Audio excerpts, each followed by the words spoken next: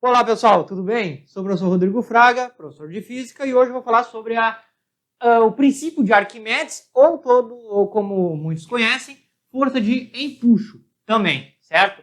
Mas bem, antes de mais nada, peço aí que puder, se inscreve no canal, curte o vídeo, e dúvidas ou sugestões podem colocar aí nos comentários, certo? Lembrando que eu vou colocar aqui um card para acessar uma playlist de exercícios da área, e vocês podem acessar esses vídeos, ver as questões, tentar fazer, se não entenderem, ver a resolução, para ajudar vocês, certo? Mas bem, a ideia do empuxo, tá? Ele vem junto com a ideia da pressão hidrostática, visto aí no vídeo anterior, que é o seguinte, tá? Vamos novamente ao nosso recipiente, ok?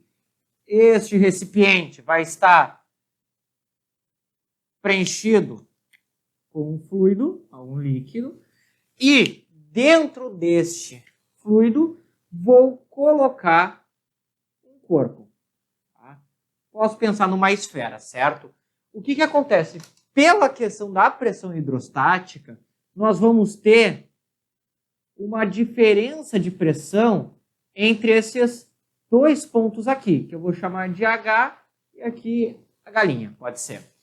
Essa diferença de pressão entre esses dois pontos vai fazer com que este corpo, né, sofra o quê? Um deslocamento para a região de menor pressão, ou seja empurrado verticalmente para cima, certo? E, bem, essa pressão sendo aplicada na secção transversal deste corpo vai gerar, não só uma pressão, mas melhor, uma força vertical e para cima, e a essa força nós damos o nome de empuxo, né? Então, o empuxo é nada mais do que o quê? É uma força provocada pelo fluido. Ou, melhor dito, tá?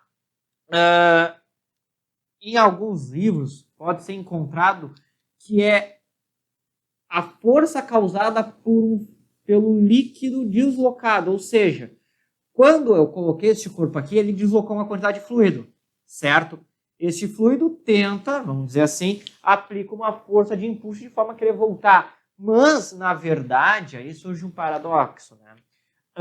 Se tu tiver uma quantidade bem pouca de água e colocar o corpo ali dentro, o empuxo vai ser o mesmo, né? Então, na verdade, aqui a gente diz que a força de empuxo é uma força devido à diferença de pressão entre os pontos daquele corpo, ok? Bem, este empuxo, certo? Como é que vai aparecer? Como é que ele é calculado? Ele depende de três fatores. Densidade do líquido. Tá? A densidade do líquido, não a densidade do corpo, a do líquido, né? Densidade do fluido onde aquele corpo está imerso. Vezes o G, que é a aceleração gravitacional, vezes volume, olha só, submerso. Tá? Alguns livros dizem do fluido deslocado, mas devido ao problema ali de eu posso ter uma quantidade muito pouca de água que tem o mesmo empuxo, né? Então se fala melhor em volume submerso, certo? Então eu tenho esses três fatores aqui, que a gente pode reduzir para L, né, a densidade do líquido, G da gravidade e VS de volume submerso. Tá? O que significa este volume submerso? Que não depende do volume total do corpo. Vai depender, na verdade, da quantidade de volume que está imerso na água. Certo? Citar um exemplo aqui, melhor, citar duas situações onde a gente vai fazer o comparativo entre elas. Tenho dois recipientes, ok? Os dois com uma certa quantidade de fluido, só que a diferença é que, tá? Por algum agente externo, eu consiga manter um corpo totalmente imerso, e aqui o mesmo corpo, só que, ó, parcialmente imerso, certo? Considerando o mesmo líquido, né, a mesma densidade, o mesmo planeta, a mesma gravidade, a única diferença entre eles vai ser a questão do volume, certo? Bem, vemos aqui que, como este corpo está totalmente imerso, o volume submerso é maior. Então, sendo maior o volume submerso, eu tenho um empuxo aqui eu vou chamar de A, aqui de B, eu vou ter o empuxo A. E aqui, uma certa quantidade, um empuxo B. Bem, devido ao fato de em A eu tenho um volume submerso maior, eu posso aqui afirmar que o empuxo de A em módulo é maior do que o empuxo em B, certo? Dependendo somente do volume de líquido deslocado. Algumas questões de vestibulares podem citar uma situação dessas, dizendo que essas esferas têm densidades diferentes, mas o mesmo volume. Bem, na hora de pensar em empuxo, eu não tenho que me preocupar com a densidade do corpo. Né? Calcular o empuxo não envolve o volume que está dentro do fluido e a densidade do próprio fluido, né? Que eu chamo de a densidade do líquido aqui, certo? Então, muito cuidado com isso, tá? Bem, a outra situação que pode surgir é daí com relação a se vai boiar ou se vai afundar, né? Bem, aí temos a seguinte questão.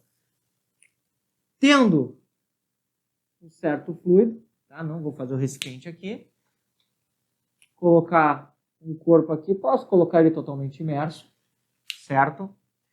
E eu tenho a seguinte situação. Como existe ação gravitacional, eu tenho aqui a presença da força-peso. Como ele está dentro do fluido, vai existir a força de empuxo. Tá?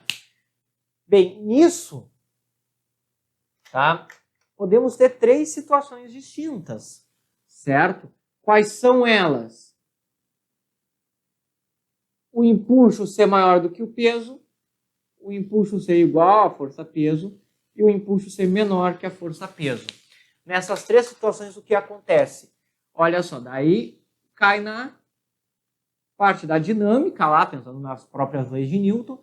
Se o empuxo é maior do que o peso, o que vai ocorrer? O corpo vai tender a subir. Né? Vamos ter uma aceleração vertical para cima. Se o peso é maior, né, no caso o empuxo menor, vamos ter também uma aceleração vertical e para baixo. Agora, se for igual, bem, aceleração nula indica que o corpo pode estar em equilíbrio. Pode ser uma situação, esses dois sendo iguais, o corpo está totalmente imerso, pode ser uma situação que ele está parcialmente, pode, né? Vamos analisar essa aqui para finalizar então. Seguinte, eu tenho aqui o meu recipiente, vou dizer que a água aqui é só a interface, certo? E vou colocar o corpo parcialmente, né? Esse corpo está parcialmente imerso. Em uma situação de equilíbrio, ou seja, a força de empuxo e a força-peso são iguais, em módulo. Tá? Partindo disso, olha só, empuxo igual ao módulo da força-peso. Nessa situação. Empuxo, densidade do líquido, G da gravidade, volume submerso. Peso.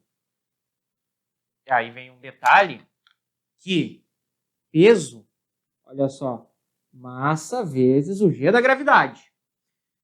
Massa, por sua vez, ele é densidade, no caso do objeto, vezes o seu próprio volume.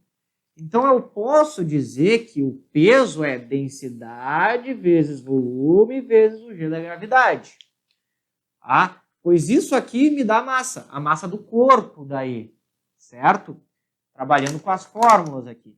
Então, o peso vai ser a densidade do corpo, do objeto, o volume do objeto, vezes o G da gravidade. Como eu tenho G dos dois lados, posso eliminar, por exemplo, e ter aqui, então, densidade do líquido, volume submerso, densidade do objeto, volume do objeto. Então, eu consigo ter uma relação entre a densidade, entre as densidades e os volumes. Tá? Que daí corresponde, podendo dizer, um corpo tem 1/3 de seu volume sobre a água, qual é a densidade? Temos aqui uma relação para apresentar isso, né? Claro, em cima de uma situação de equilíbrio, ok? E bem, um outro ponto importante, salientando, é que o empuxo vai depender do volume submerso, né? Quanto maior o volume aqui, né, imerso dentro da água, vamos dizer assim, dentro do fluido, melhor dizendo, maior vai ser o valor de seu módulo, certo?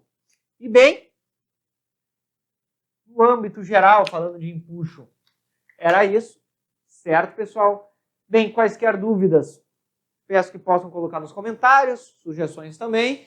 Se gostaram, né, curtam, se inscrevam no canal. E bem, bons estudos e até a próxima!